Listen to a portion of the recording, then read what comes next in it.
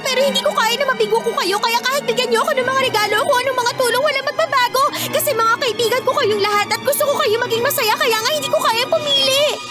Twilight Sugar, sorry pero hindi ko gustong mahirapan ka.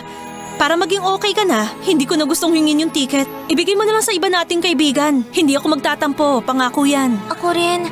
Sobra akong nalulungkot dahil ganyan ang nararamdaman mo. Ako rin naman. Hindi masaya na nahihirapan ng isang kaibigan. Twilight, hindi tama na pilitin ka gaya ng ginawa ko. Yes!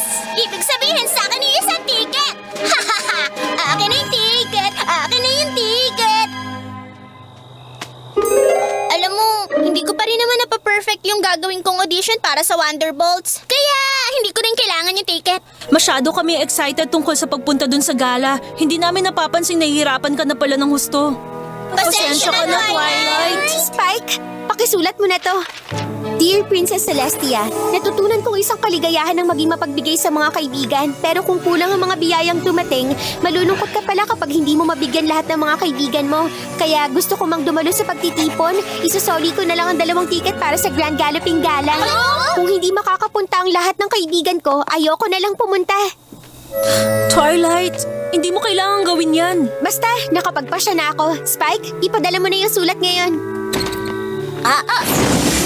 Naku, hindi ka na rin pala pupunta sa gala. Ayos lang sa akin yun. Hindi rin naman ako mag-e-enjoy kung hindi ko kasama ang mga kaibigan ko. Kaya hindi na lang ako pupunta. Ano ba nangyayari sa'yo, Spike? Para ka talagang batang paslit. Simpleng emosyon lang itong pinapakita namin. Po! Naku po! Sulat mula sa prinsesa?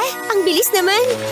Ang masunurin ko mag-aaral, Twilight. Bakit hindi mo agad ipinalang sa akin? 6 na ticket para sa Grand Galloping Gala!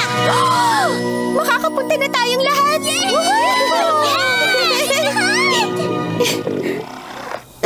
Hayaan mong ilibre ka namin ngayong hapunan.